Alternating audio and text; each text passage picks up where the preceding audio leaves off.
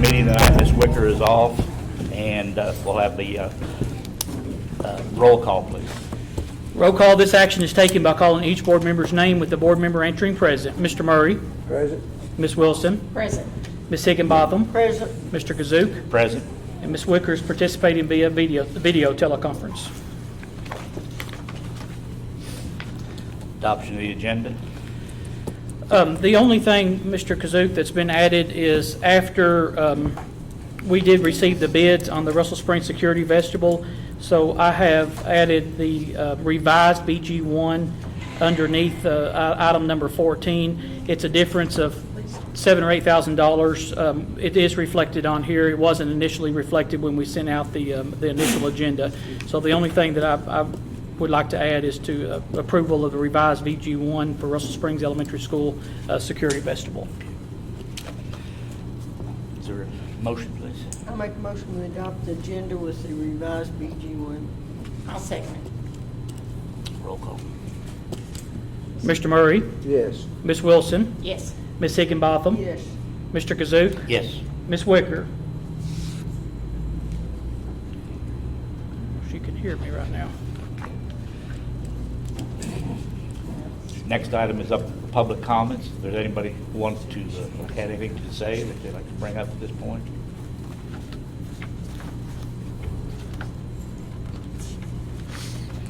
If not, we'll move on. You'll have an opportunity later to speak. Recognition of Russell County Special Olympics team. This is, we've done this before in April. Huh? Oh, yeah, I'm sorry. Yes, the singing. Oh, yes. What was going on? I thought maybe y'all That was had after the pledge. Yes. Oh, I'm sorry. I missed Why didn't you it. throw something up here, Yeah. Mrs. Emerson? I'm sorry. I skipped right over that. I'm sorry. Yes, we are so blessed with Bella Musica, under the direction of Mrs. Emerson. We've got some talented ladies with us this evening. It's going to sing My Old Kentucky Home. And if you get up there and want to sing something else that's on your heart, that's okay too, Mrs. Emerson. So sorry about that. I'm sorry. Yeah. I thought y'all planned it.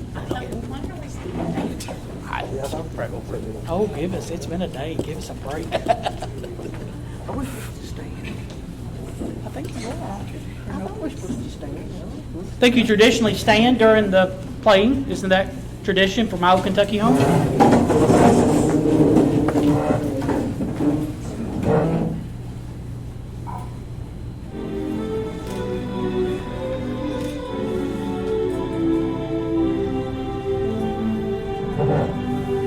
The sun shines bright on my old Kentucky home.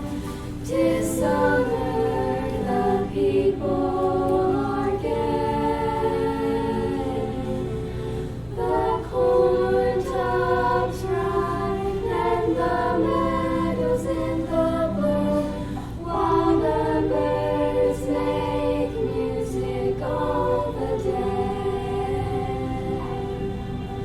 The young folks roll on the little cabin floor, all merry, all happy and bright.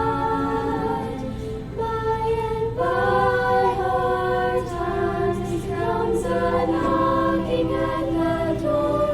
Then my old Kentucky home, good night. Weep no more, my lady. Oh, weep no more today. We will sing one song for my old Kentucky home. For my old Kentucky home, far away.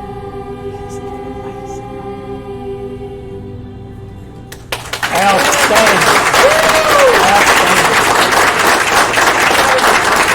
Well, I know, so we're going to sing for us, if you recall, at Christmas, and then we had some sickness, and I think strep throat and stuff are going around, but outstanding, Mrs. Emerson. Thank you all. I do apologize for missing. Yeah, but if there's something else you all want to sing, we would be fine.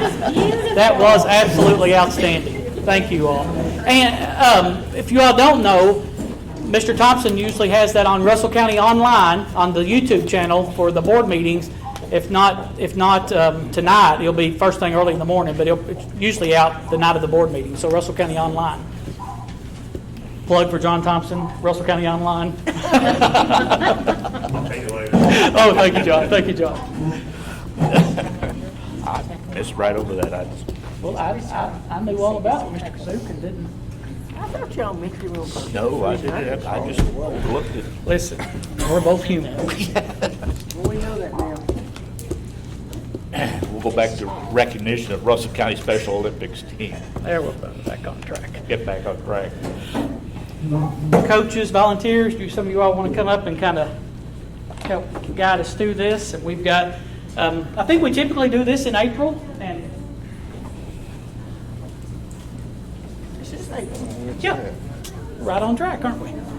yeah, for a change. I can get it right, ain't I? I just get 4 minutes. We've been months behind them on Yeah, but you want to kind of talk what's happened so far this year? Heather had a spiel. Okay.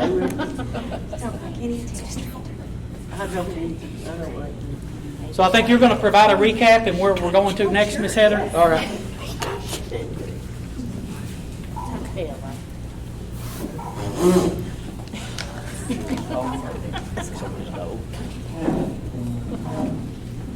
You all are welcome. Just come right up here if you don't mind, Ms. Heather. Amen. Right here so everybody can see and he can get you on camera. Is that right, Judy? So this year we have 16 athletes total. We have a few that couldn't be here tonight. Do you all want to turn around and show them the back of your shirts? So you'll notice it says be brave. So the motto is let me win, but if I cannot win, let me be brave in the attempt. So you'll notice that we've got be brave. So we'll be participating at state at Eastern Kentucky University the first week in June. So we're excited about that. So we've been practicing every week. This is our 10th year. So this is one of the reasons why we want to come. So can you all help me give a little round of applause for our Absolutely.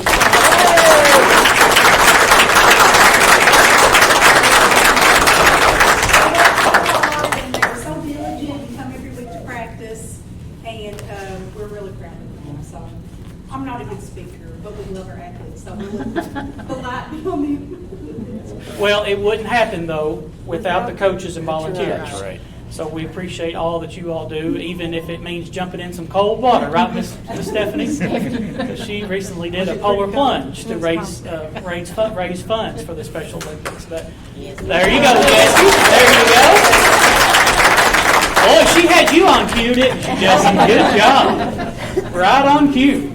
Yeah. But it's just phenomenal.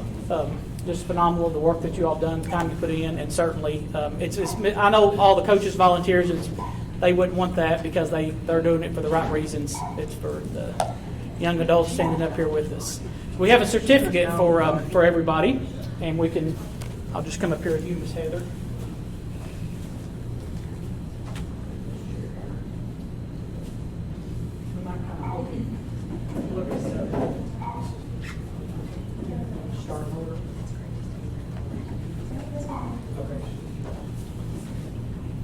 John, be good if I just call him to come up right here? All right. Mr. Bo Begley.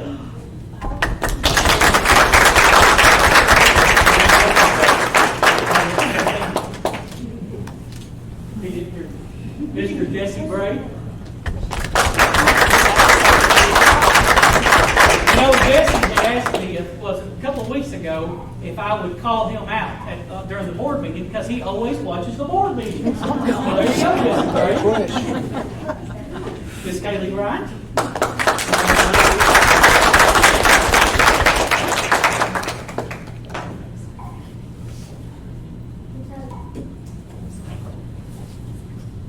Jaden Dameron.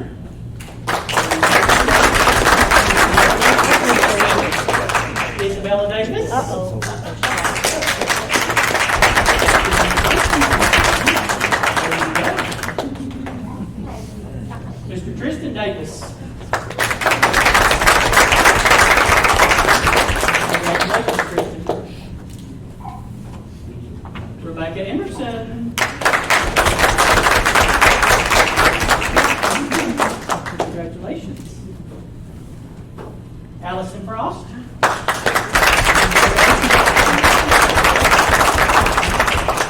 And Mr. Reese Hill.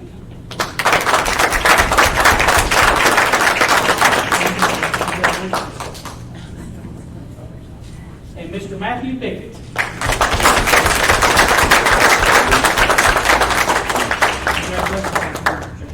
There you go. We do want to recognize some folks that couldn't be with us.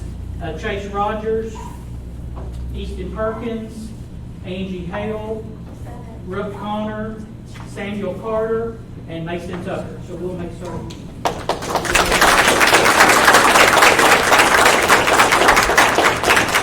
Outstanding, and best of luck. It's amazing 10 years. Anybody else have anything to say? Did you hear what I told Bob when he came up here? Oh, good. Just tell me I'm sorry. I guess put up with something. Yeah, absolutely. Thank you all. Thank you all.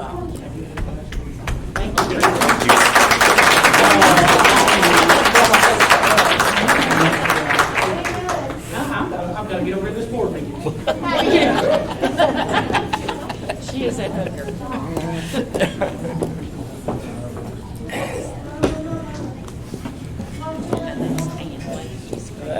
That is the good stuff. That's right.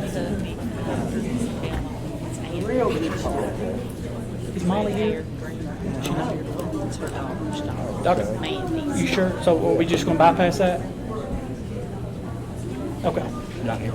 Just so bypass it. Yeah. You could just note that we'll recognize her next time. Okay. Next is Russell County Education Association. She's unable to be here tonight, so we're just going to postpone that. Next is the updated district website mobile app.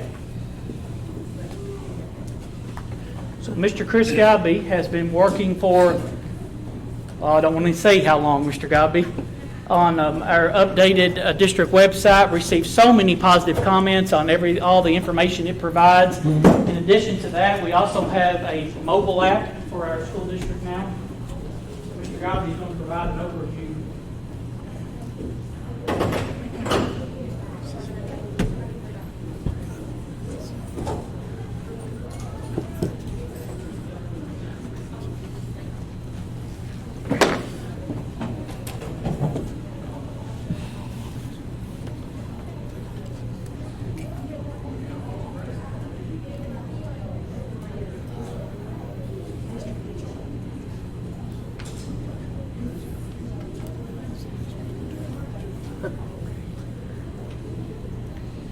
Mr. Godby, do you want Mr. John to take down one or two of the lights? Actually, the first, third, and fourth light switch. On point. John, thank you.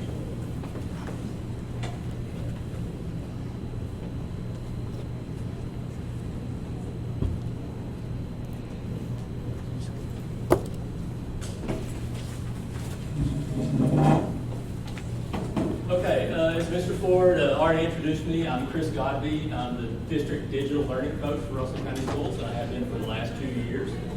And not long after I took the position, I went to Mr. Ford, or I called him, I can't remember, and I said, "You got to let me update the website." And he said, "Yes, please." If you'd seen the old version of it, which I've got a screenshot here in a minute, it had been around for a while. But kind of the rule of thumb in web design, and I've tinkered with it with web design since the 90s, but one of the rules of thumb is that a site kind of needs a new look about every 3 years. Well, it had been longer than that, and I wanted to clean it up, and he decided that it was best to just kind of start from scratch and rebuild it. So that did take a lot longer than I expected, but also I've met, in my new role, over the last couple of years, I've met a lot of other digital learning coaches across the state, and surprisingly, a lot of them are webmasters for their district too, so that was good to find out. I could not imagine us going through this pandemic and Google Classroom and all of that we went through without having Mr. Gobby in his role. He's done a phenomenal role. Just been such an asset, not only to faculty and staff administration, but to students as well. So, I wasn't prepared for this. well, One of the first things I wanted to do was a rebranding. So I said, or I asked, let me redo the logo. Okay, so he said yes, we got the logo redone. And what it has is, it bears, quite a bit of similarity to the previous logo, but just like with anything else, every now and then, it's good to have an update. It's good to have a refresh. So that was kind of where this process started. And you are starting to see that new logo now trickle out here and there. And one of the places you are seeing it is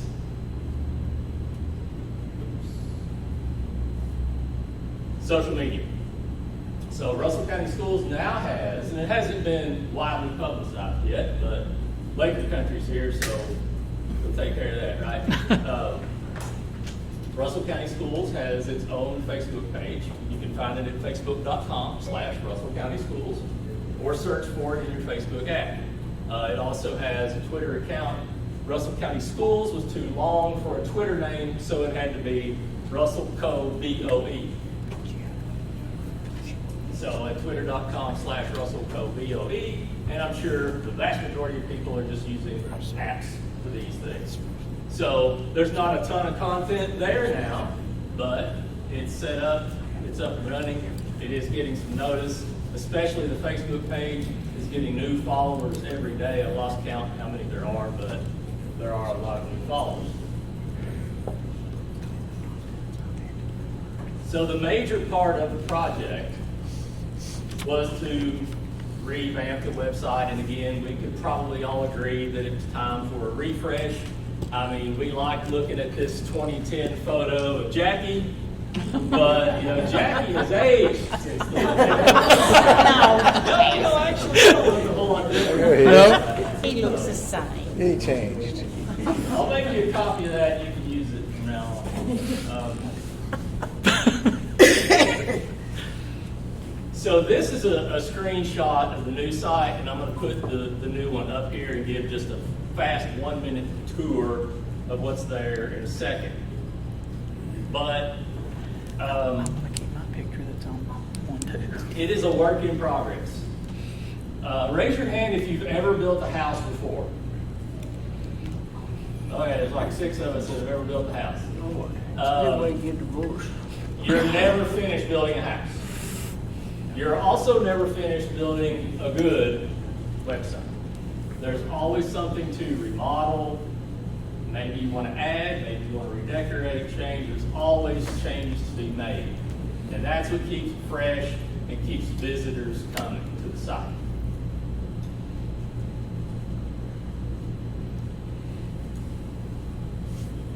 All right, so I'm going to take you now to RussellCountySchools.com, and that I should have made a note there.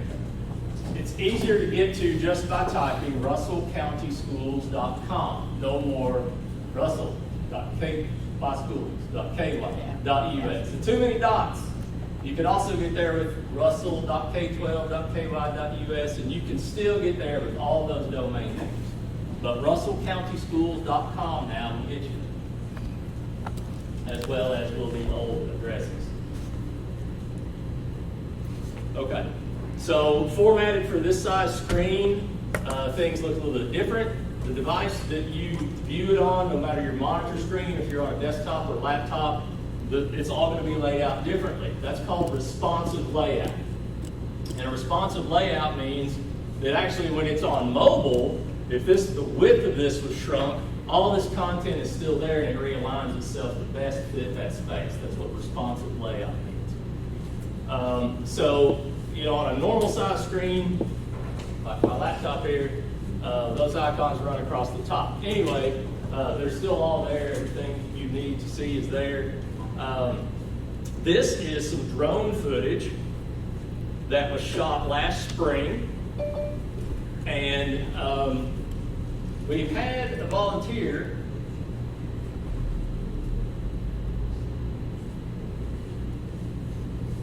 we've had a volunteer to redo this drone footage. At the high school, Mrs. Carol Ackerman teaches a class called Unmanned Aircraft Systems. They fly drones. And they are chomping at the bit to shoot new drone footage of all our schools. So even though I thought this was pretty good, I didn't shoot it. Mr. Weston shot this for me because he's the only friend I have that owned a drone at that time. And so he volunteered to shoot that for us. It looks pretty good, but the Unmanned Aircraft Systems class thinks they can do better. And I was going to say this at the end anyway, but if I'm involved in this project, I'll never be satisfied. In other words, I don't want it to be, quote, as good as the other schools. I want it to be the best.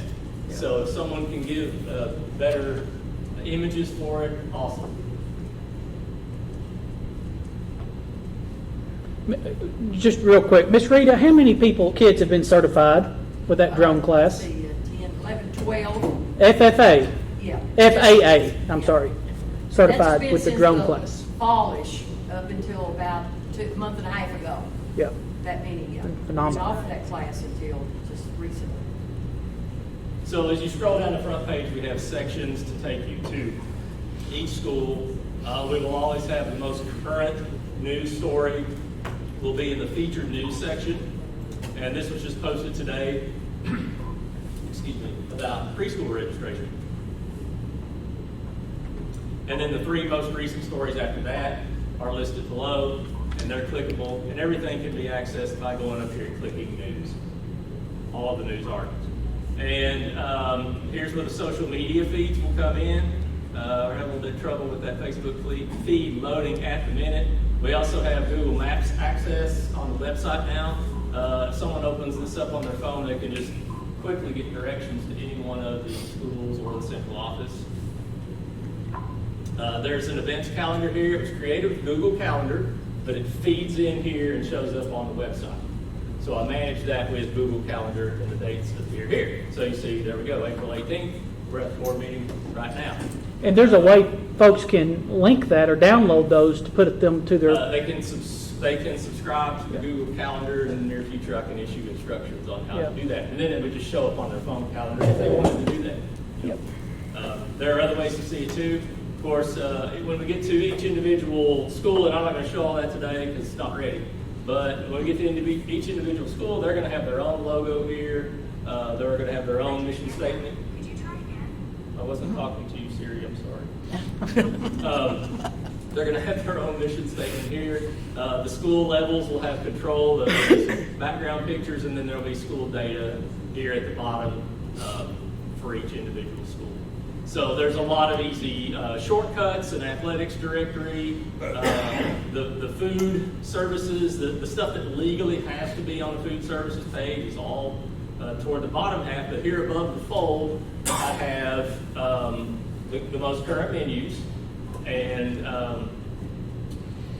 access to webmail up here at the top, staff directory, and another way to get the calendar. There's more than one way to get to just about any page you need to get to. But for most people, you're going to use quick links for students, for staff, for parents. Those same quick links are set up right here by the drone footage. You see these tabs for students, staff, and parents. So that's a very quick tour of russellcountyschools.com.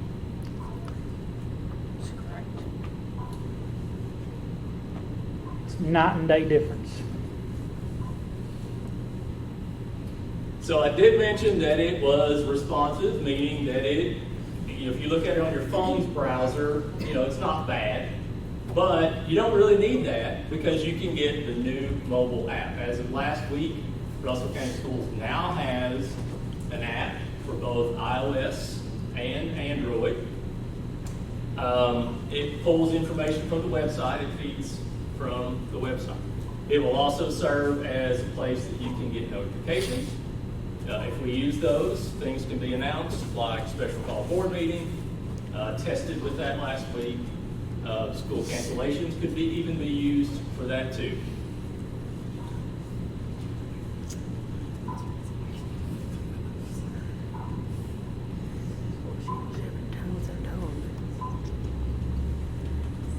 All right, so what I want to do is give you a very quick, even quicker than the website, give you a very quick tour of the app.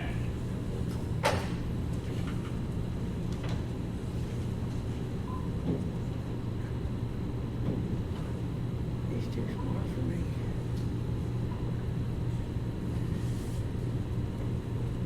Mr. Thompson, copy, what is the app called on the App Store? If you want to find the app on the App Store, just search for Russell County Schools. And it comes right up with the logo. He's got it set where the logo comes right up.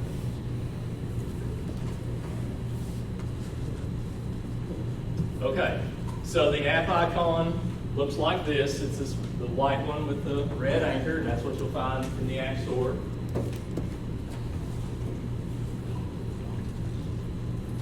The first thing that will come up is news. I would like it if the first thing that came up is notifications, but I don't know if that's an option yet. We'll see. But if you click the little three lines in the upper left corner, I call that the hamburger icon, or three lines, or pancakes, you call it the pancakes. If you click that, it takes you to the menus for the app. And you'll see there's a section for notifications. We don't have any notifications right now. There's access to the calendar. So here is a list of all the dates. It can be filtered by individual school. None of the schools have a Google Calendar set up yet except the high school. So I'll be working with the schools for that. And those individual school events will feed into here. The yellow events means there's no school. The blue events is some kind of school activity like last instructional day, school board meeting, and so on. So that's the events section. This app came in handy this morning on the way to school. Being a Monday after a 3-day weekend, we left the house a little bit late. And so we missed the school lunch menus on the radio. So I said, never fear, son, get your iPhone out. Open up the Russell County Schools app.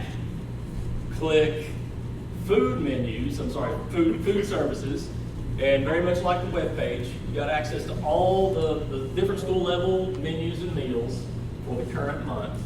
And so since he's in 6th grade here, he wanted to see the lunch middle school menu.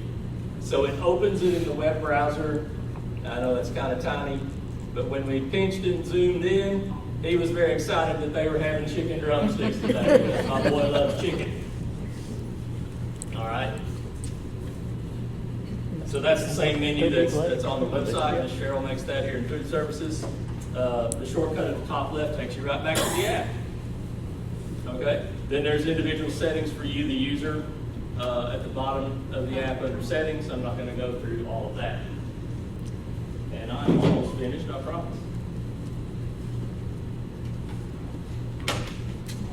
And that app is part of the package of the website. It was free with the people that, School Point is the name of the company that hosts our website.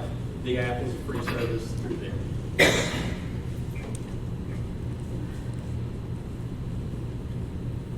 So again, if you go to your one of your two app stores,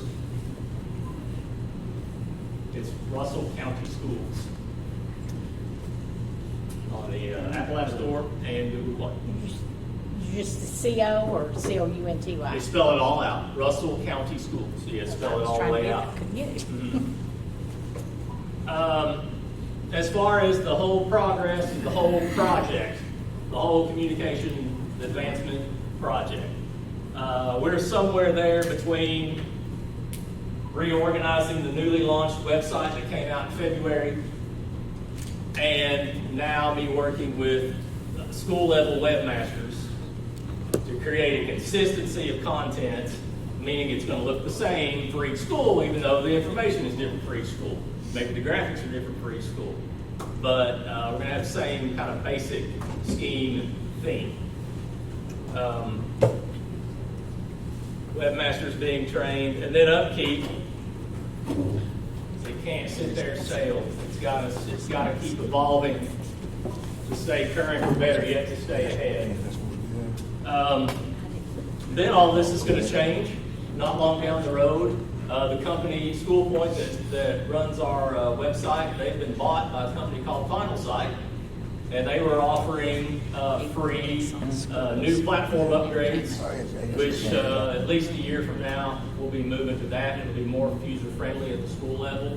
It'll be easier also for students to contribute under the supervision of webmasters and instructors at the school level. Students will be able to contribute. I can think of a use case for that, like the current events class in high school, maybe similar clubs at the middle school and other grade levels. So that's sort of where we are and where we're going with the upgrades in communication.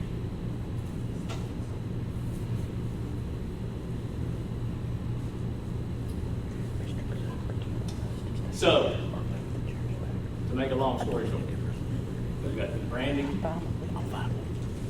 you're going to be seeing that more and more.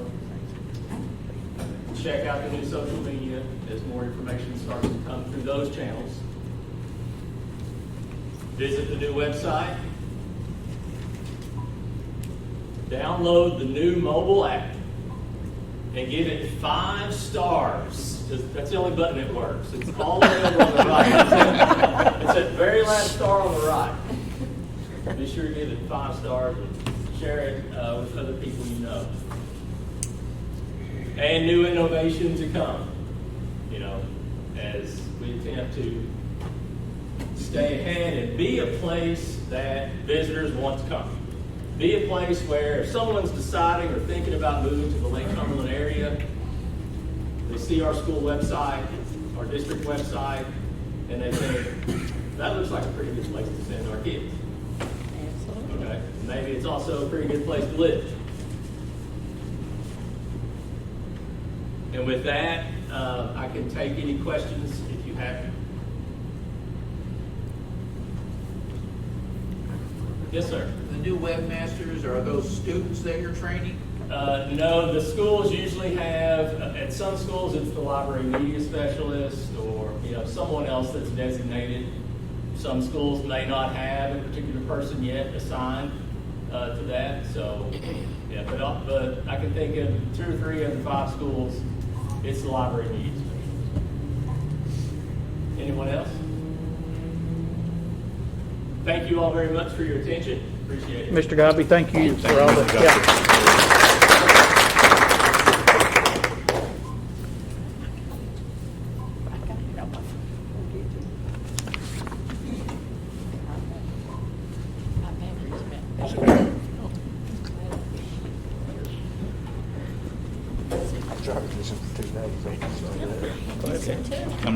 Next item is updated Russell County Schools bonding capacity. So Mr. Lincoln Theinert and Wendell Emerson are here with us this evening from RSA. I know Jonathan, and they're wondering how you got near the top, and they're after some other items. Jonathan, I don't know how that worked. They have to be first. But. Well, that's true, because we have to know we have money to be able to do it. Couldn't do without That's a good point. First of all, glad to be here again. Lincoln Theinert with RSA. I know a few of you probably know Wendell. I don't know. Raise your hand if you know I don't know Wendell. if that helps me or hurts me, but I'm going to go through your presentation. I'm going to kind of go quickly, but with my normal spill of portraying your bonding capacity, exactly similar to taking out a loan for your house. You walk in, you sit down with your loan officer. First thing they want to know is how much you owe. And so if you'll turn to page 1 of the handout, each column, A through G, represents a separate bond issue that's on the books and the payments for those. If you'll jump to the far right-hand column, H, you'll see that the sum each fiscal year for, let's say about the next 8 years down through 2028, the sum of all your bond payments are approximately $2,900,000 each fiscal year. And then as you look farther down column H, the farther down you go, the lower that number gets as you pay off more existing debt. So on the surface, those are very large numbers. Where are we coming up with $2,900,000 to pay the bonds that we've already issued, let alone have money left over for future projects? if you'll turn to page 2, we'll go over your revenue sources. Here in Russell County, you guys are blessed to have 3 nickels. In column B, and just the definition of a nickel is simply 5 cents per $100 of assessed property value. The footnote at the very bottom shows that your estimated property value for this coming year is $1,315,745,160. Based on that sum of property value here in Russell County, each of your local nickels generate, I'm looking in column B, if we skip down to 2023, each of your nickels generates $657,873. So you've got 3 of those, columns B, C, and D. In column E, this is simply your capital outlay dollars. This is simply $100 for every unit of average daily attendance. Now, average daily attendance has been held constant for the last few years, so I'm going to show you tonight how I've been conservative in my projections, just in case ADA should decline going forward. In column E, your capital outlay revenue stream is $225,522 per year. I'm going to go backwards just a little bit. Let's go back and look at your local nickels again. I want to point out that over the next 20 years, I'm not assuming any property growth. So we're kind of taking a snapshot in time as it exists right now, because if we're going to consider issuing bonds for a 20-year period, we really want to be conservative. Let's just look at it as if there was not going to be any growth in property value. Of course, we anticipate there will, but just to be conservative. If we jump over to columns F, G, and H. So these are referred to as your nickel match or your equalization. Each one of these are tied to your local nickel. For each local nickel that you have, the state equalizes it. Now, the goal of equalization, it's a complicated formula. The goal of equalization is to level the playing field. I use Campbell County as an example. Campbell County, think of all the industry up north, they receive such a large portion of their revenue from their local tax base that their students are funded above the 150% statewide threshold. 150. If you took, let me slow down, back up. If you took the property values of every property in the state and taxed that at 5 cents, and then divided it by all the students in the state, that's the state's way of assigning kind of a per pupil average, so that districts in poorer property value areas receive more funding through this equalization than, let's say, a Campbell County. Campbell County is already above the 150% threshold, so they don't receive any assistance through this equalization at all. In your case, columns F, G, and H, each one generates $774,000 per year.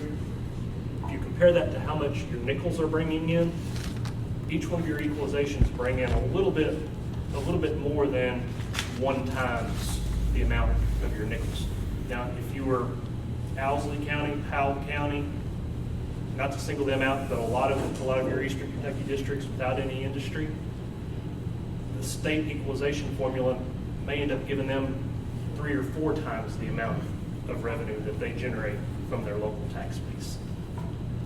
Anyway, that's what equalization is. In your case, $774,000 per year, and you have 3 of those. So in column I, if I sum up your 3 nickels, your 3 equalizations, plus your capital outlay, in column I, you have revenue of $4,525,716 in fiscal year 23 and thereafter to work with. In column J, though, we have to back out the debt that's already obligated on the books that we covered in page 1. That gives us column K. Column K is the revenue stream that you have available from what we call your local sources. In addition to all those revenue streams, in column L and column M, every 2 years you receive an offer of assistance from the School Facilities Construction Commission based on the amount of need on your facility plan. You'll see column L, the SFCC offers you $23,271 per year, and then another offer of $23,641. The grand total in column N, that's the amount you're sitting down with saying, conservatively, this is how much revenue net of what's already on the books that we have to use for a bond issue should we choose. You'll turn to page 3, kind of what all that means. Page 3, column C. Column C would be the principal amounts on a $33 million bond issue. Column D, it's labeled coupon, which is what they're called in the bond world, but it's really just means interest rates. And you'll see that those are interest rates. If you've turned your TV on recently, have jumped up considerably the last 8 weeks or so. These rates are conservative past that, so you can continue to watch that rates are increasing and not be concerned of your bonding capacity.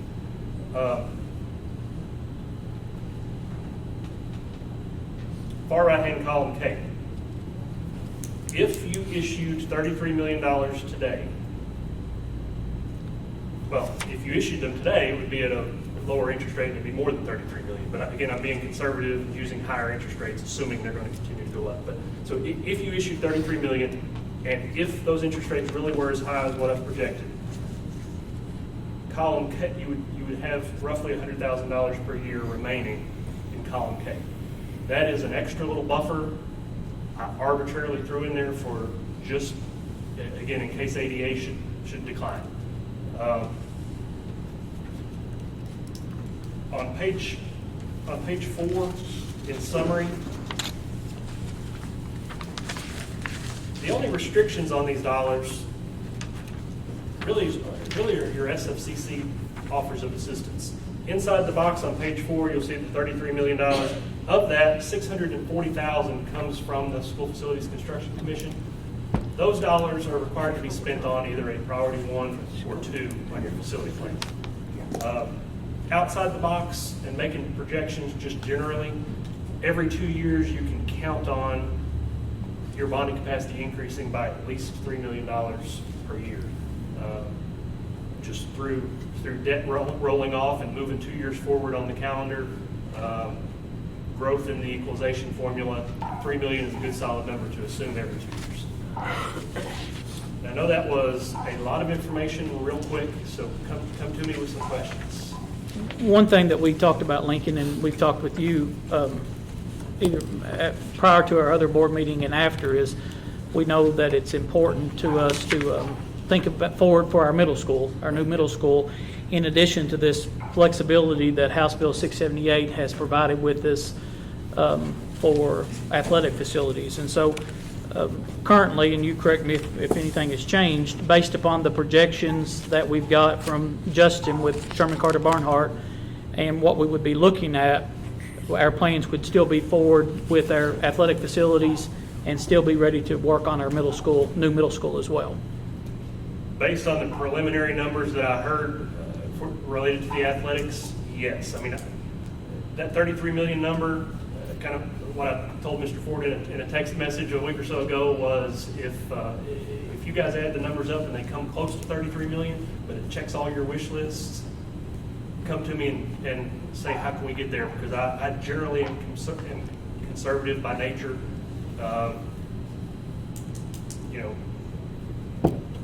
I'm giving you my conservative estimate. It could probably ring a little bit more out. Yeah. Especially considering that the middle school project we're not ready to issue bonds on it yet. No. So your bonding will grow a little bit more than the current 33 by the time you're ready to issue those bonds. Any other questions? Thank you, guys. Thank you. All right, thank you, Lincoln. Appreciate you coming down. So there was no action.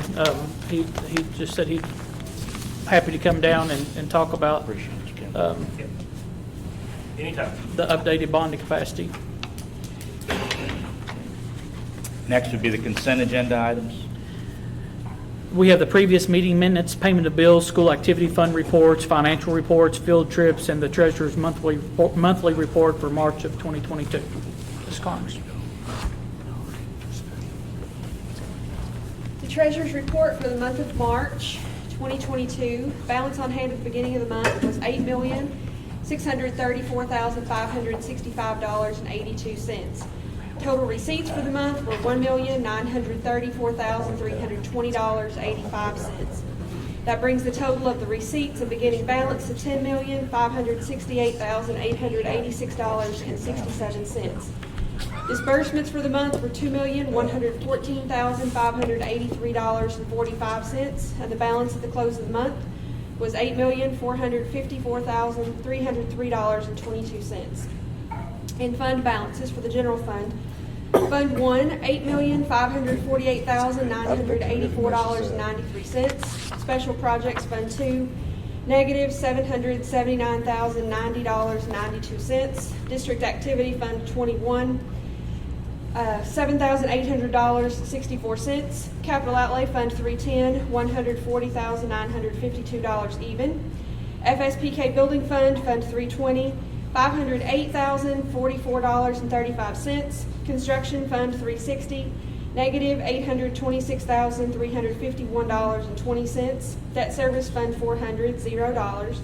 Food Service Fund 51, $850,835.72.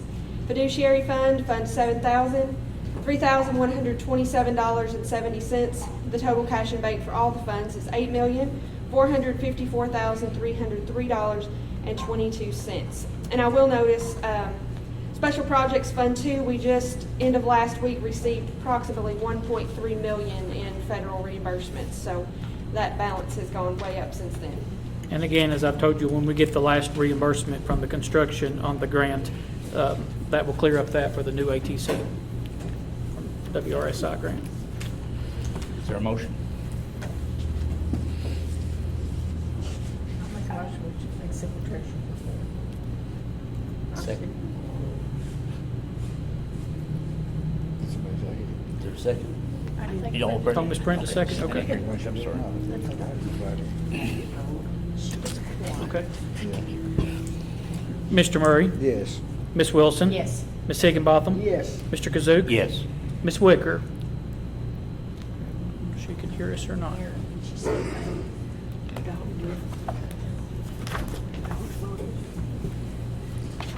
Okay, next item is 2022-2023 district staffing and SBDM allocation policy. So in February, we did one because site-based councils have to have a tentative allocation by the 1st of March, and then by the 1st of May, they are to have their allocation for the next fiscal year, which is school year 22-23.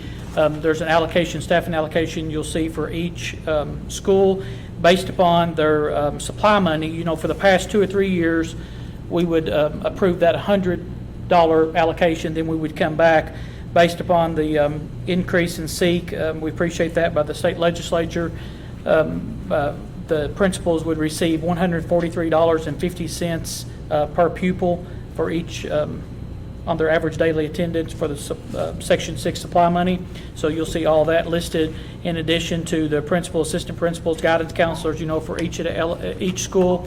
On the staffing allocation, that was added at the very back that notes each school's management team and everything like that. I do want to note that this allocation would put us back to 2 homebound teachers that we've had for years, but we didn't need for the past 2 years because virtual could take care of those options with kids. But now we'll need to go back, and one of our virtual teachers the teacher that's worked with a lot of students on quarantine, she's actually already been helping with students on homebound. So we'll go back to 2 homebound teachers for the beginning with the 22-23 school year. And if you recall, last year, after the year had started with allocations, we updated some custodian hours and days, and that's reflected again on this one. I do see I didn't make the change. At the very top of that page, it should read 2022, 2023. I'm sorry, on that one page that says Russell County Schools Staffing Allocation Policy. But if there are no, I'm thankful, I know the principals are thankful to have that $143.50 per pupil, because that pays for a lot of copiers and a lot of paper and supply money and things like that. So I recommend approval of the final staffing formula, SPDM allocations, and the staffing allocation policy for the 2022-2023 school year, and that the formula becomes part of the minutes. I will fix that typo before we put that in there. I'll make that motion. Is there a second? I'll second. Mr. Murray, second. Okay, thank you. Roll call. Okay, Mr. Murray, Yes. Ms. Wilson. Yes. Ms. Higginbotham. Yes. Mr. Kazuk. Yes. Ms. Wicker. I don't know if she's ever been able to hear us or not. I don't think she's ever going to get that dog shut. He might be answering. That's it. Next item is ARP Homeless Children and Youth Grant. So appreciate Ms. Tanya Rexroad and Mrs. Dameron working on this grant for the district. Of course, ARP represents the American Rescue Plan, Homeless Children and Youth Grants. So through this American Rescue Plan, Russell County Schools has been awarded a $72,094 Homeless Children and Youth Grant. The plan the district submitted and was subsequently approved by the Kentucky Department of Education provided for 75% of an additional teacher's salary to work with students at the Russell County Middle School, where that's our highest concentration of students that are tagged as homeless. And so we go by what's referred to as the McKinney-Vento homeless definition.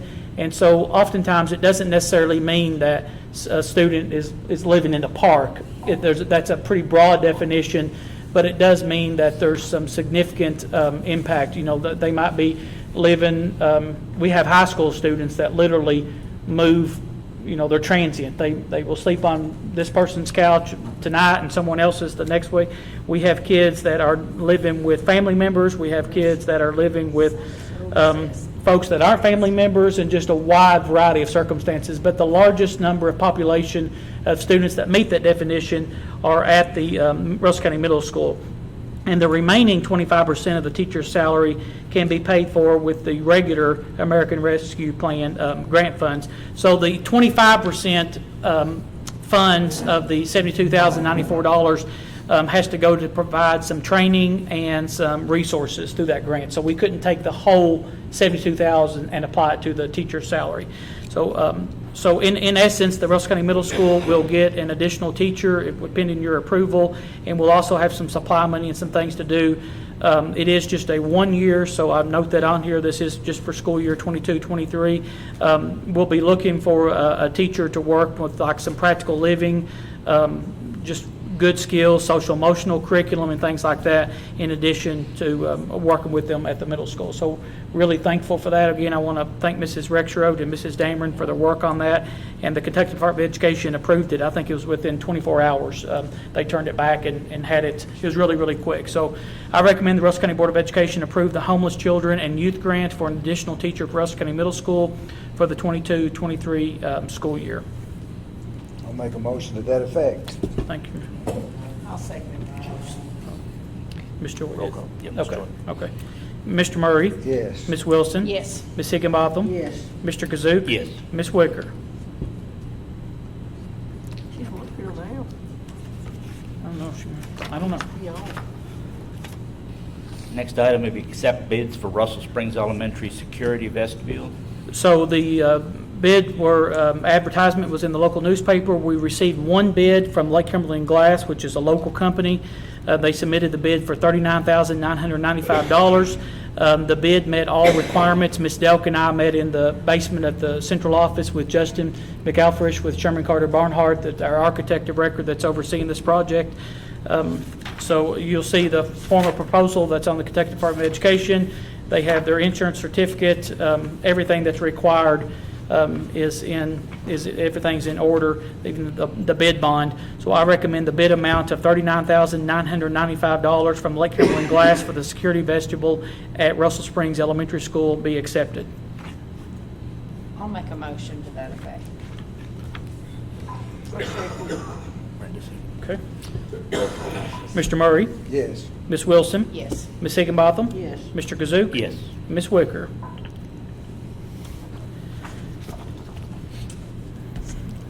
Next item is revised BG1 for the Russell Springs Elementary Russell Springs Elementary School security vestibule. So our initial BG1 for the Russell Springs Security Vestibule was $46,250. After the bid and some, the additional costs that were involved, the BG1 is now reflected at $51,280. I've included the initial bid that was improved, the initial BG1 that was approved in July. And then we have the one that's now, I'm asking for your all's approval, reflecting the new bid. And you'll see the construction contingency of $2,000, the architect engineer fee of $7,000, advertising for $500, printing for $1,500, plan review for $285, and the total project cost is $51,280. It's still within our budget of the safe school funds from the state, so it's not anything that we'll still be using general funds. It's not. It's still, we still have enough money in the state security funds within that. So I recommend the revised BG1 for the Russell Springs Elementary School security vestibule be approved as presented.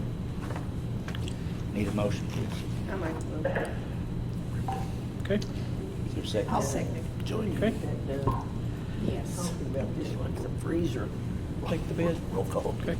Don't bring up that freezer. Mr. Murray, Yes. Ms. Wilson, Yes. Ms. Higginbotham, Yes. Mr. Kazoo, Yes. Freezer again. Ms. Wicker. I don't know if she's hearing us or not.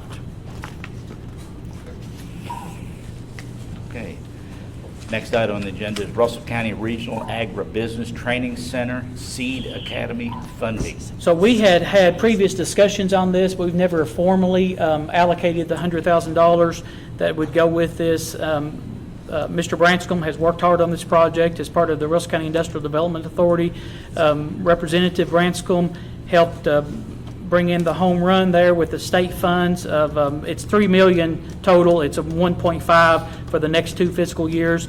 So the funding there, the preliminary project budget is $5,104,973. And then you'll see the breakdown of each of those categories with the rural development grant of $376,000, USDA grant of $1.4 million. I'm rounding up. Our Russell County Industrial Development contribution of $150,000, Russell County Board of Education contribution of $100,000, and then the state funds, and that's where it comes up with the money. With that. So we appreciate Mr. Branscombe's work on this project again with the IDA board and Representative Branscombe in securing those funds. In addition to this facility, it's going to be awesome, you all, and the regional opportunities for this agri-tech facility. So without getting into the weeds of everything, because this is kind of the first step to get it going, the plan is for IDA, it will be their baby and get it built, and then it'll just be one of those $1-a-year leases type of things back to the board for us to manage that project just right over here in great proximity to the campus. And really, really excited with Somerset Community College is also wanting to use that and to offer a post-secondary agricultural pathway in addition to this facility. So we know that agribusiness, agri-technology is where it's at. It was so awesome to listen to Clint Voles talk about drone use on his farms and, spraying your fields with drones and all those different things that take place. But really, really excited for this project and so many people that made it happen. I do recommend the Russell County Board of Education contribute $100,000 towards the Russell County Regional Agribusiness Training Center, what's probably going to be referred to as the Seed Academy, because the seed kind of starts it all. No, go ahead. It's on French Valley Road. It is, yes, yep. That's what I thought. Yes. Mrs. Garman was in the office the other day, and Ms. Carroll said, she said, when are we going to start when are we going to get in that building? She was so excited about it. But we've got such a strong ag program here with, of course, we have the greenhouse now, and that's great, but still limited on what they have and really what agriculture is really about and what it's moving to. So this is just a phenomenal facility, and really, really excited about it. Need a motion, please? So you need a motion? Yes, please. Yes. Do I need to read that? Can I make a motion to that effect, what you said? Yeah,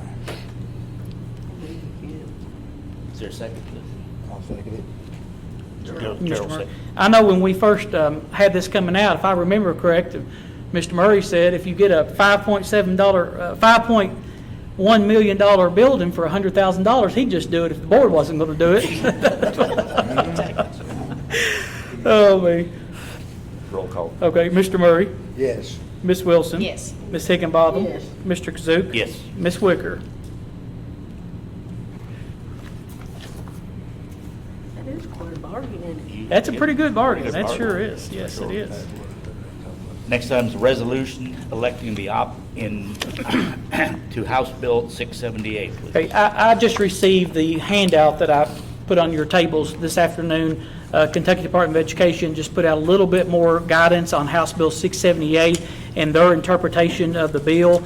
Again, I want to thank Senator Wise and Representative Branscombe and Senator Girdler and many others that brought this bill to fruition. That just provides not only Russell County, but just really the entire state some flexibility in funding projects and not only funding them, but working through the process expeditiously, because we know the longer you wait, prices are going up. So the Kentucky Legislature recently passed House Bill 678, and it's attached for your review in its entirety. I know you all had that. And it was signed into law by Governor Beshear. It provides school districts in just real simple terms, flexibility regarding construction of not only our school facilities, but using these restricted funds on our athletic facilities as well. So that special call board meeting last week that we had when I referenced this bill, this is what it's all about. But in order for us to take advantage of this, there's a resolution that needs to be passed by the board, and that's what's on the next page. I know you all have had that. But it requires, as the guidance from KDE has put out, we have to pass that resolution that the board is willing to partake of the provisions of House Bill 678. And we know, as we discussed, that kind of expires in June 30th of 2024. During this time period, KDE has been instructed to kind of come up with a new system, a new method, and to streamline things again. So really, at the end of the day, it affords districts such as us that we're blessed with those nickels that Lincoln noted. We can still work on our schools, but why, Ms. Carnes and I had that meeting with Che Ritter with KDE, but why would KDE or anybody want a school district to dip into their general funds if they have availability of funds on these restricted funds? So this is what it's all about, to be able to do that. In addition to that, priority projects, for instance, academic facility or athletic facility has always been what's referred to as discretionary or priority 5, meaning they're down here at the bottom because you have to take care of all your schools. So we're blessed in Russell County. You all know that. We've got great facilities, and this doesn't, I think I can't emphasize this enough, that this is not going to take us away from our middle school. We're blessed with all of our preliminary numbers. We'll be able to do some awesome work on our athletic facilities and still take care of our middle school. So the resolution, I know you all have had it since last week, is attached to your review. I'll answer any questions that you have, but I do recommend approval of the resolution. I've got a question or two for you. Yes, sir. I talked to you earlier about some citizens concerned about the tennis court Yes, yes. being added into this process. Yep. And we'll talk about that when we get to the athletic facility upgrades. Oh, I thought Yep. that's what was there. Well, we are on the resolution that kind of opens the door for us to get there. Okay. But then that next agenda items will be specific to the athletic. I'd rather be early than late. Absolutely, me too. Yeah. And another thing too, I noticed there's $1 million difference in last week's $6,620,000 and this. That's correct, because last also. last week was just the construction cost. Okay. That did not include the architect, engineer, construction management, any of those fees. Yeah. Okay. They might be free. Pardon me? I thought they might be So free. you think they might be free? Probably I not. want to make sure that they get me on. Do we have a motion to Just approve the resolution. resolution? I make a motion we approve the resolution related to the House Bill 678 as I presented. thought your mind is ahead of myself here. Okay. I'll second it. Joy second. Okay. Okay. Roll call. Yes. Mr. Murray? Yes. Ms. Wilson, Yes. Ms. Higginbotham, Yes. Mr. Kazoo. Yes. Ms. Wicker. So this is Mr. Murray, where we can talk about the tennis as well, and I know Ms. Brenda has brought that to my attention. I do want to note, that's not something that Mr. Jonathan and Mr. Larry and Mr. Keith and I have not already talked about. It just kind of some of the phasing, but we've got some preliminary options. But let me just talk about this part, and then we can, go ahead and get that ready, Jonathan, and then we can talk about the tennis as well. So attached is a cost opinion put together by Branscombe Construction that covers the soft costs, such as the construction management, the inspections, the physical agent fees. These are those other costs, Mr. Murray, that you noticed. I won't say the discrepancy, but the difference between the numbers that we talked about last week along with this week, along with the construction cost. So the total cost, the projection is $7,650,278. It includes the new track with the turf, soccer field, the turf football fields in the middle, all the appropriate lighting, the bleachers, along with the turf for the current baseball field, the drainage, paving, all those things that we talked about. So I'll just go ahead and read the recommendation right now, and then we'll go through, because Mr. Smith has some things to talk about, and I know Mr. Keith and Larry do as well to mention. So I recommend the Russell County Board of Education approve the athletic facility upgrades and authorize Superintendent Ford to complete the BG1 for the Kentucky Department of Education approval. Really, I kind of worded that wrong.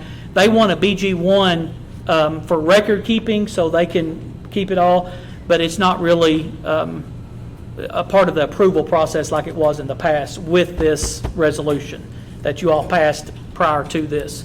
So he's got the one of the mock-ups there of the field.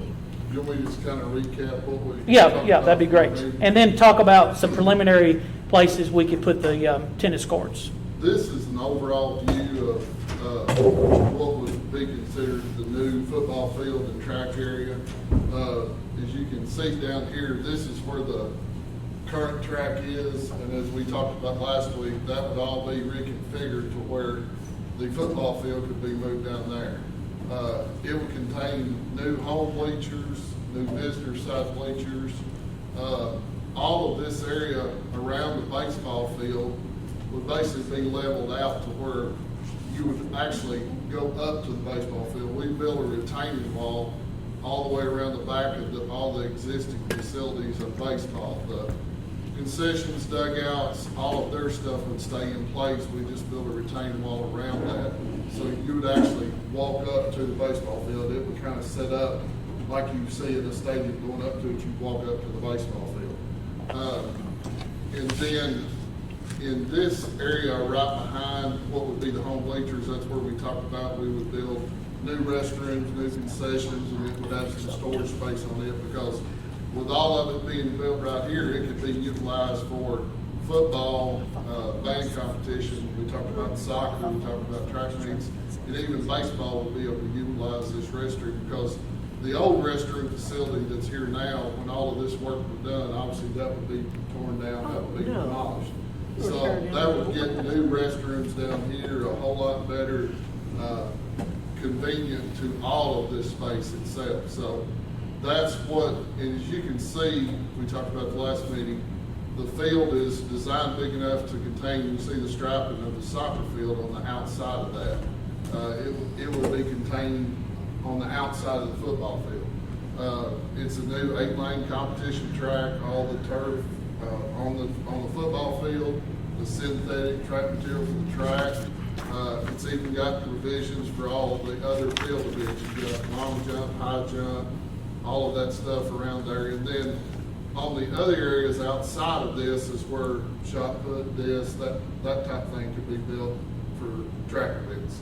So that gets everything built down here. Like we talked about, this would have to be a phased project. By utilizing this space down here to relocate the football field here, all of this work would start first.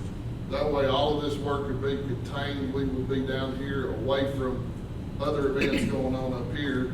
Baseball, football for the time being would still be here until all of this is complete. Once, and I don't have all the It don't have all the striping and all the logo stuff on it. But once the lower level's done, this is the current baseball field where the old football field used to be. But this would be turf to turn into what would be just baseball.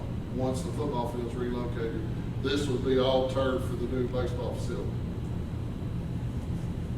The numbers that you all have are reflective of this option like we talked about last time. This includes turfing both of these areas, down here where football is, and also doing on the baseball field. That includes all the construction costs, as Mr. Ford and I think Mr. Murray mentioned, there's a difference in cost of what I presented last time and this time. This $7.6 million includes all the soft costs. Okay. That's your architect, engineering fee, the underwriter's discount, physical agent fee, of course you gotta do special inspections, the plan review, the printing, and I'm still carrying 5% contingency, which on a project like this, we've got that privilege to be able to do that, so that could be reduced later, but right now I'm showing a 5% contingency for the project. So that gets all of this option in place. There was question about, I think it was brought up about tennis. Correct. One of the thoughts is, of course we gotta look at the way the sun sets and it comes up of how the tennis court's relocated. But one thought is when, of course, the old existing bleacher, it's hard to see on here because it's cut off. Those are gonna be utilized, part of those, to make the visitor section of the new football field. Once these bleachers are gone, you've got this whole space here adjacent to the football weight room, and then you got the locker room that's in behind this. You've got all of this asphalt area that could possibly be used as tennis courts. And the 3 other tennis courts are just They're just on this right side over there. over here, so Yeah. they would be adjacent to that. You all have 3 there currently, but this area could be utilized for adding maybe 1 to 2 more tennis courts. So yeah. we've got part of the subgrade already done here. Obviously, there would have to be some work here. But like I said, the biggest thing was got to look at the way the sun sets and all of that. I know Mr. Larry and Keith had went out there and maybe even took some measurements. Yeah, actually we did, and if you keep your tennis courts north and south, there would be room, would be on the left-hand side of the baseball field. You could get 1 tennis court there, and then the right-hand side of the track, the new track, could be 1 tennis court. That would have them separated. Another area that we looked at also and talked about a little bit, which is gonna require buying some more wetlands where that you can develop what's in front of the Lake County Regional College Workforce Center. That could be developed like we did earlier. Here's this building, and all the tennis courts could be down there. It'd be in the road, they'd still be down out a view of the college and stuff like that. And then another area that we looked at also is down by your existing softball field. We need Doug Kazsuk, ADE, look at it. I think there's enough room down there to actually add a softball field and still have your tennis courts over on Very Plain. You've got possibilities. The 2 that where you separate is not good. You have 1 that would be in the vicinity of the 3 that you've already got. Best case scenario is to make it fit in a very plain outline. That's what we thought because of the size. Yeah, it'll be given disadvantage. Yeah, ideal situation. Put them all together. You can only get 1 there in the baseball field would be to the left-hand side. That's where your 6-foot stuff is, and you face north and south. If you put them east and west, I don't think you can have any matches in them and stuff because of the sun. Then over there where your practice football field is now, just right at the track on that picture, there's room to put 1 there. It would be way out. But you don't typically, I've never been to one that had them separated. Well, that's part of the current problem we got right now. We ideally need 6 to host the boys and girls at the same time, and the coach and assistant be there. Now, if we host the tennis match, we have to send the assistant coach or 1 to Russell Springs City Park, and then we have to use these other 3 courts here. Yeah. 6 is the ideal number, though. But most places you go have them located together. That way they're all universal. People come and watch them. So that's Ideally, if we, obviously, the current, I mean, we've done a lot of work around that area. If we could figure out some place to add 3 other ones close proximity where the existing 3 are, would be ideal. Yeah, Are all three currently being used for matches now? They are, we use those three, and then, of course. Go to Russell- to the park. Russell Springs City Park, I think they're looking at that. Yeah, they're all three being used now, plus the two in Russell Springs. That would be a possibility, but it would be, you know, to put three more beside where you got it, it would be at a different level. Unless you spend a lot of money, you know. Like, the track is gonna be 8 foot over the baseball field, and ideally, we would build that up, you know, same level as the track. What about if the soccer field, the old soccer field there? Did you? Actually, we considered that, but I think in scheduling stuff, they would like that they keep the old soccer field in the fall, like when the middle school would use it, stuff. Right, Mr. C, because we would need that in the fall, when football was playing for the middle school. Well, but, you mean for soccer matches? Yeah.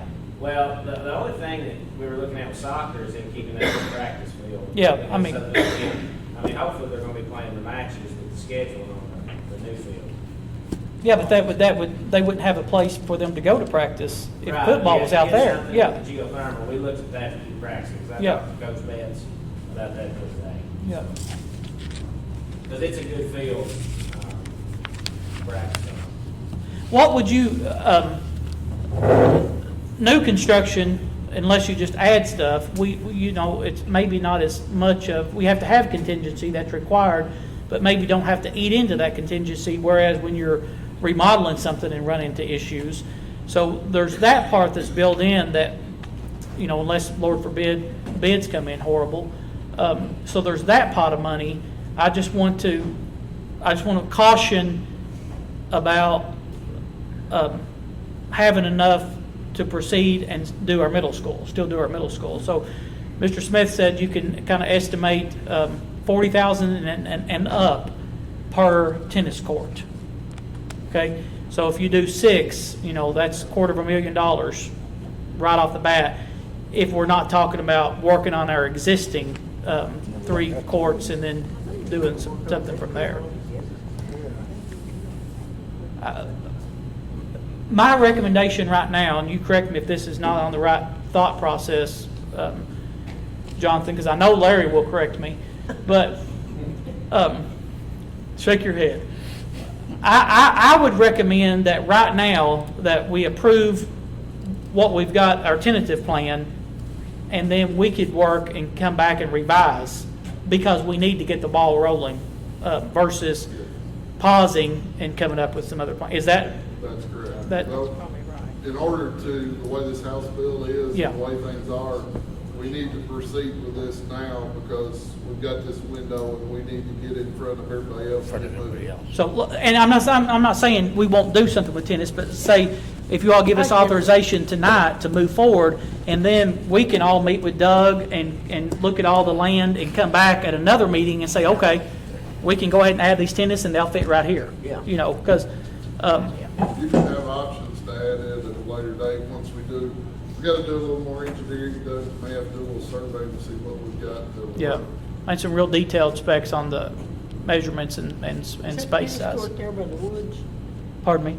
them tennis courts now is there by the woods. Yeah, but you know, if you've not driven back there, you probably haven't, since it's all been rocked and cleaned up, and it looks like a different place, doesn't it, Larry? Where the tennis court's at now.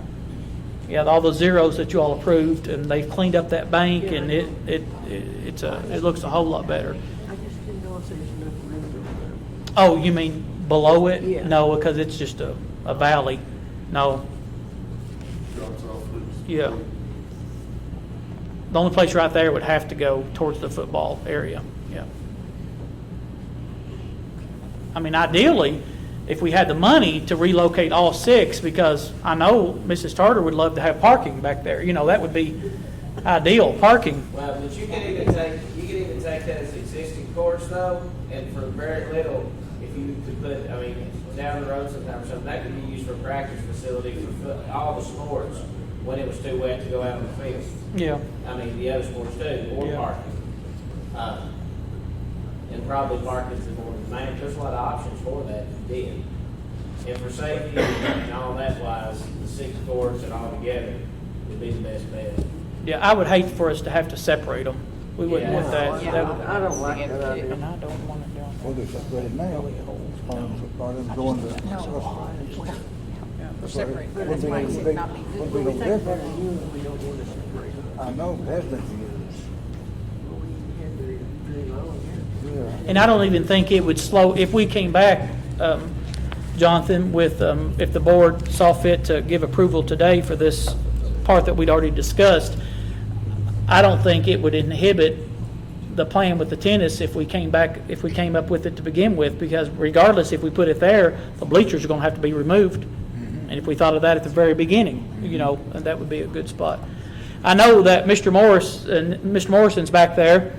I can recall, Mr. Morrison, when we were doing our other DFP, and you came to one of the public forums and talked then about, guys, you all need to look at football and all these different upgrades.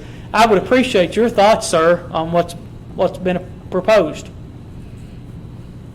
This is called putting you on the spot. Well, I want to thank the Board of Education and you, sir, for doing this. It's long overdue. Amen. But I just thank you very much.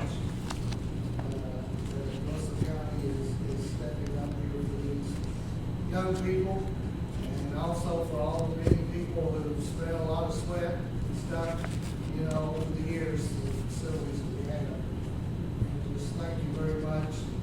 I look forward to seeing it. Okay, so you're pleased with it then? Yes. Okay, all right. And I gave you all a copy. This is our DFP attached to that 678 on that district need of discretionary construction projects. It already notes construct athletic fields, include the football stadium, track, tennis, press boxes, toilets for all sports, 8-lane track with field events. So all that's already listed on our existing state-approved DFP. And now, again, with House Bill 678, it gives you that option, even though it's a discretionary project and it's what's referred to as a 5 priority, that we can, move forward with it. So, yeah. Facilities plan. We've done a lot of things since I've been on the board of the district board. Because to quote on that resolution and their guidance, it says blah, blah, blah, blah, blah. This includes extracurricular athletic facilities included in priority 5 of the district's DFP. So initially, I thought we may have to reconvene and like move priorities around, but my interpretation and what they provided with us, that's not even the case. Yeah. That's great. Yeah. You agree with that as well, don't you? So Yeah. beautiful. Did y'all ever find out if I had any eligibility left? I don't know if Mr. Carpenter's contacted them or not. Miss Brenda's. Eligibility left? They haven't got back to us. I bet they're going through file cabinets, just checking. Great before they find out. That's true. You need it. Do you have anything else? Anything else, John? Mr. McGowan, Mr. Kearns, you all have anything else? Or Mr. Branston? Ready plan. Guess we're ready for I'm ready for a motion. Me and Joey both wants to make this motion. just holding hands and say it in unison. Make the motion. Go ahead, Joey. Okay, I'll make a motion that we approve the athletic facility upgrades and authorize Superintendent Ford to complete the BG1 for KDE approval. Is there a second? I second. Brenda second. Okay. Roll call. Mr. Murray? I'm going to vote yes with caution, consistent that we do a tennis court. Oh, we won't, I promise you, we'll come back with you on Okay, something. then And I appreciate you talking to us I'll about move it. my caution. Yes. Okay. Ms. Wilson? Yes. Ms. Higginbotham? Yes. Mr. Kazuk? Yes. And Ms. Wicker?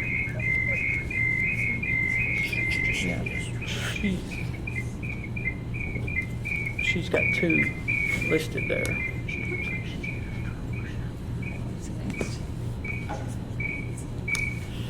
Okay, that's exciting. Yeah, very exciting. Yep.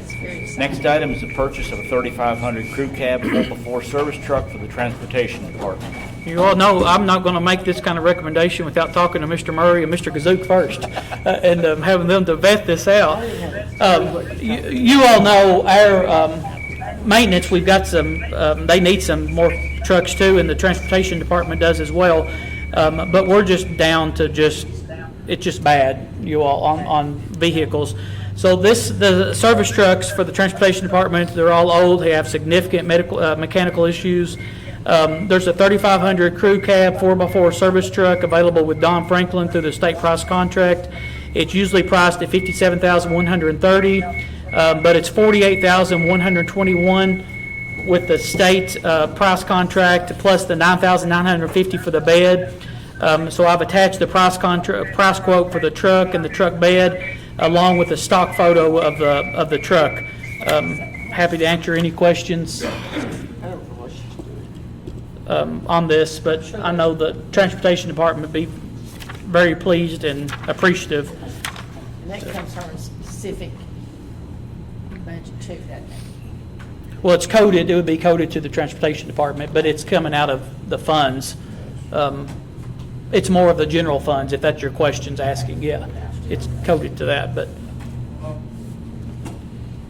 we've not, purchased anything like this.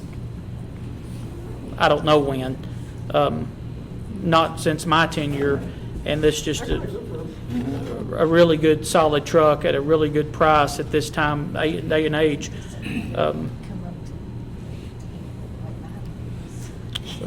I recommend approval of the service truck and the truck bed. I'll make a motion that we approve the purchase of the truck. Okay, thank you, Mr. Is there Murray. a second? I'll second. Joyce. Okay. Vote. Mr. Murray? Yes. Ms. Wilson? Yes. Ms. Higginbotham? Yes. Mr. Kazuk? Yes. Ms. Wicker?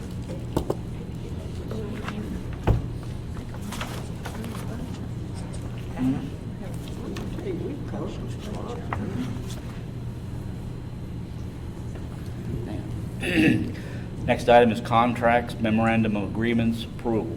Okay, two that you all see every single year for a number of years.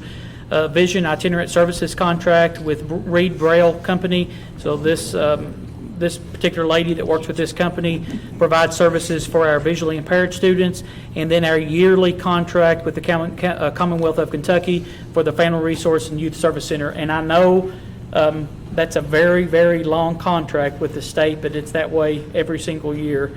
It is good bold print, but I recommend approval of the contract and/or memorandum of agreements that's been approved by the board attorney. I'll make that motion. Is there a second? I'll second. Gerald. Okay. Mr. Murray? Yes. Ms. Wilson? Yes. Ms. Higginbotham? Yes. Mr. Kazuk? Yes. Ms. Wicker? Okay. Okay. Next item is fundraisers. Yeah, I know. We're doing it retroactive. The following groups received approval from the superintendent for the listed fundraisers. James Elementary School, the Scholastic Book Fair, March 16th through the 20th, and it came in with the timing, and April 1st to the 15th for the Krispy Kreme donuts. So I ask that you all approve those retroactively. I think we're probably they're just out of luck, I guess. Since it's already passed. Oh, Make a motion, we approve. Thank you.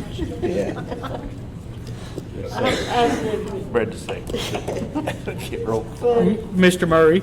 Yes. Ms. Wilson? Yes. Ms. Hickenbotham? yes. Mr. Kazuk? Yes. Ms. Wicker? Next item is personnel reports. Okay. Ms. Amy McQuarrie, she's been hired at Jamestown Elementary School as instructional assistant. Tracy Bunch, Jamestown Elementary School as instructional assistant. Ms. Renee Gossage, retiring as principal at Russell Springs Elementary School at the end of this school year. We appreciate Ms. Renee and all the services that she's been provided for our students. Ms. Christina Villanueva, Russell County Middle School, end of the year, non-renewal. Alyssa Thomas, Russell County High School, hired assistant dance coach. Tyler Ford, Russell County High School, assistant football coach. Rachel McFall, Russell County High School English teacher. Taylor Grider, end of the year, non-renewal. Jacob Connor at Russell County High School, and Jacob Connor, Russell County High School, end of the year, non-renewal. Amanda Turner, she's resigned as Laker Dance team head coach, and just appreciate all the services and great time that she's had with the dance team. Mr. Jared Flatt was hired as Russell County High School with the employment specialist. Took Lisa Hart's spot when she retired. Kayla Jefferson hired as substitute bus driver. Brittany Geen hired as a substitute bus driver to standby driver. And Kevin Kemp from substitute bus driver to standby driver. Okay. Next item, public comment. I do want to note, just so we'll put it out there, but just to make certain everyone is aware, the May 16th board meeting, we will need to hold that in the auditorium because there's another meeting, First National Bank's top 10 or something is like that is scheduled for here. Yeah, and we will at the May board meeting also bring to you all the salary schedules for fiscal year 23. Appreciate the legislature and their additional funding. Went up from transportation from 60% to 70%, increased SEEK funding for the fiscal year 23 by $100. Fiscal year 24, it increases by another $100. So really appreciative of that, and we can certainly reflect some of those changes into some salary. And there's some other things. There's additional funding for Federal Resource and Youth Service Center. But the transportation funding for all-day kindergarten, again, was included in the budget. So we certainly appreciate that, and Representative Branscombe and Senator Wise on that. So we'll talk about those salaries and then bring to you the draft budget for the May 16th board meeting. And then, of course, the working budget will be due in September. Do you have anything to mention with that, Ms. Carnes? Okay. Any public comments? I'm going to say one thing. When y'all was on 17, I'd done moved on. I was on 18. You